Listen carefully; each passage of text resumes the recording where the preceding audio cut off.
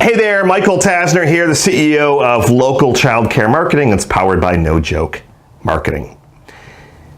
A lot of interesting ways to drive students, kids, babies to your center, your daycare, your preschool. Lots of different ways to do it. But I always get asked, what is the fastest way? So if you're in a bind and you need to fill up a class, for example, what is the fastest way that we can do that? And the answer is very, very simple: paid traffic. And by paid traffic, I typically mean Google, but we do a lot of Facebook advertising for our different childcare centers and preschools, for example. But between Facebook and Google, paid traffic, we can give you more eyeballs instantly. And I want you to think of it as a little bit of like a fire hose. If you need to ratchet things up a little bit and quickly fill a couple of rooms, why not be a little bit more aggressive? And then as it gets filled and you want to start to build a waiting list, well, then we turn it down a little bit.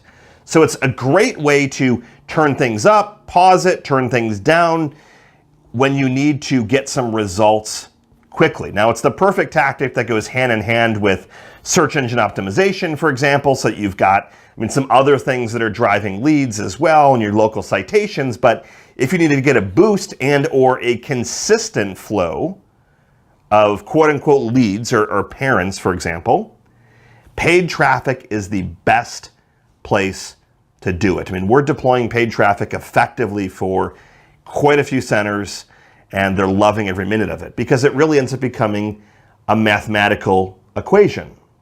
And the number that we always need to kind of try and get to, and it takes a little bit of finagling, but what's the maximum amount of money that you're willing to invest to bring in a child or a student?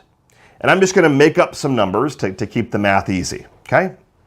Let's say you tell me, Michael, we're willing to invest $1,000 to get someone that signs up for a preschool that's going 5 days a week and for the whole day, for example.